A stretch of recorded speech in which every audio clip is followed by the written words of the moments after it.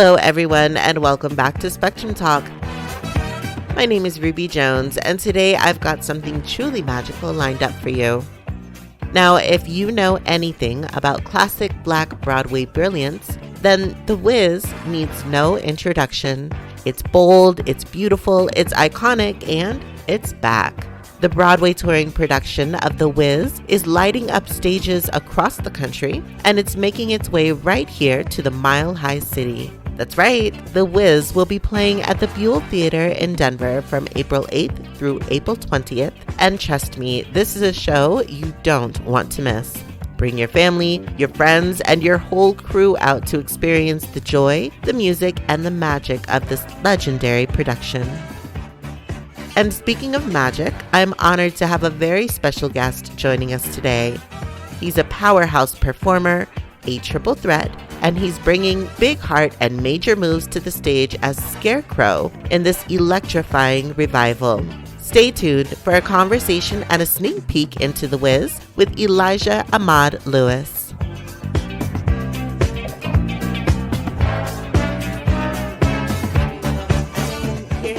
We are so excited for this production. We have been waiting for The Wiz to come for over a year. Everybody's been talking about it, purchasing tickets. How are you enjoying the tour so far?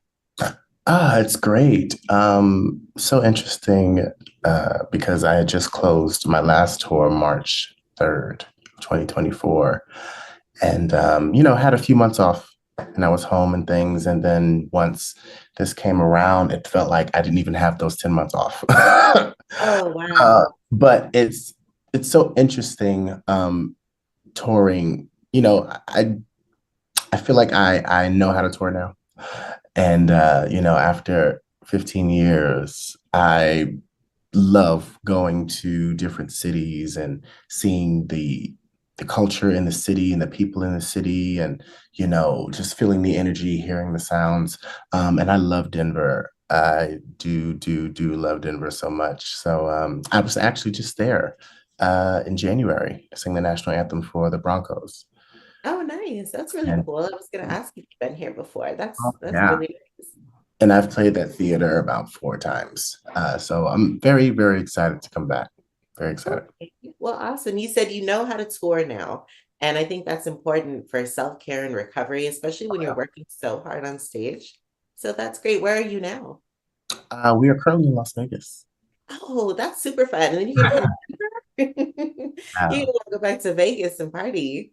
well, uh, the show, everyone's different. Everyone's body is different. Everyone's demands for the show are different.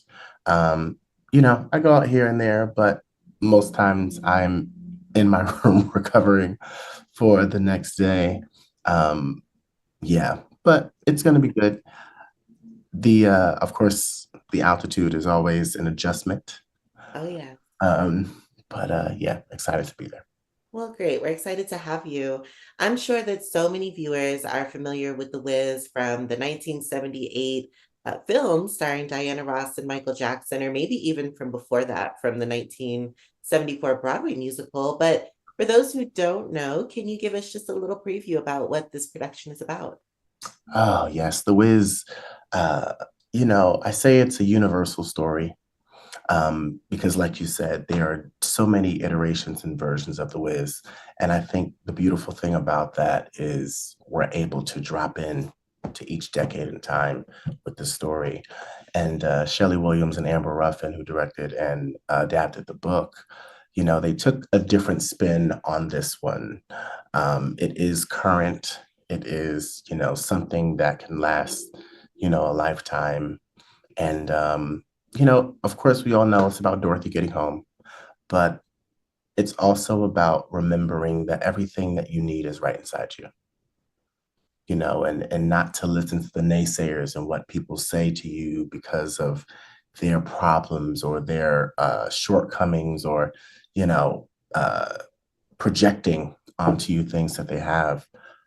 In particular, Scarecrow. Of course, we know he doesn't have a brain, but he believed what Eveline said. And, I think, towards the end, we realize that we are more than enough and everything that we have inside us is more than enough. That's a great synopsis, and that is my favorite thing about the storyline. It's so much fun, of course, all the music and the dancing. There's a lot of creativity that went into not only the stage play, but the film. Yeah. And, I'm sure everybody loves that, but that message and the moral of the story is just so deep and so personal to each person viewing. So that's really cool. And you mentioned the Scarecrow. You're playing the Scarecrow, is that right? Yes, indeed. What's your favorite thing about that role? You know,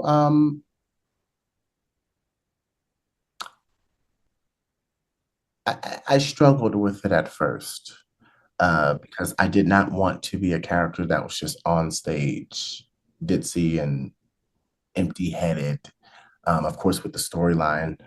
But, there are sides of people who cannot think for themselves. Mm. There are sides of people who don't trust that what their intuition or their instincts are good enough. And with this particular role, I wanted to show the humane side of Scarecrow and not just the whimsical, storybook character. But, I think there is something that everyone can identify with the four heroes. And for Scarecrow, I wanted to show that it's not just about not having a brain or not thinking you're smart, but also, like I said, reiterating that your instincts, your first thoughts, your gut feelings are normally right the first time. Wow, that's a great answer. My next question was going to be about how you're embodying this playfulness and this, but that's really great that you are taking it and really making it your own and using it to speak to people who are maybe in need of that message. And Yeah. that, wow, well, great. You're making me really not be able to wait to see it. So I read on your bio on your website and learned that you started in the entertainment industry when you were only 7 years old, which Yes. is amazing. But I'm curious, what was your first performing gig and what made you decide that acting and music were really what you wanted to do? Well, I started singing, dancing, and modeling and doing things of that nature first. Then TV and film came into the picture. Acting didn't really come until eighth grade for me.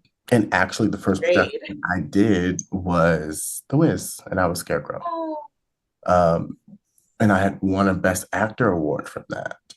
And, I kind of got the bug then. Um, Started singing, of course, long before that.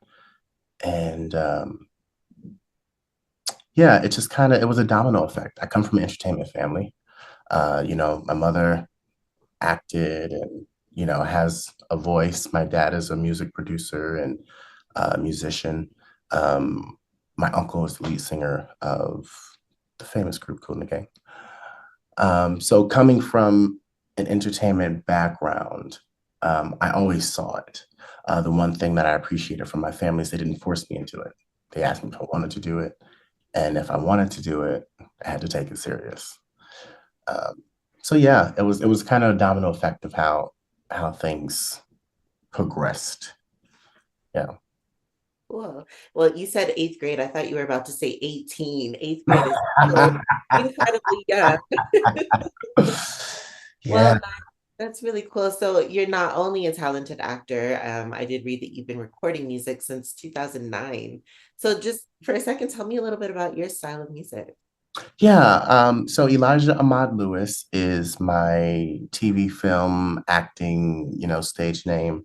And then my initials, EAL, is my recording name. And I've always felt throughout the years that being in the industry so long, I always put on things for other people. I was hired to sing this for someone. I was hired to dance this for someone. I was hired to create this for someone or to be in someone's creation. And I felt like I needed an outlet for me to be creative without uh, being boxed in. Mm. Because even, with The Wiz, you're doing a show of someone else's, and being put inside. And even though you're bringing yourself to it, it's not fully all of your things to go with it. So, yeah, My new album out, Energy and Love. It is a project, and the title are actually my initials, and that's what I represent, Energy and Love. Um, so yeah, it's just I'm a lover. So it's a lot of hopeful love. I think that in the R&B industry, there is a lack of showing the sensitive side of the man. It's always or so Yeah. in my music, I show the softer side of the man in the relationship and how it's okay to have these feelings and be vulnerable. Nice. Well, even as you're describing what you're bringing to the stage, there's a lot of love in your description and passion in your description. So that makes a lot of sense to me.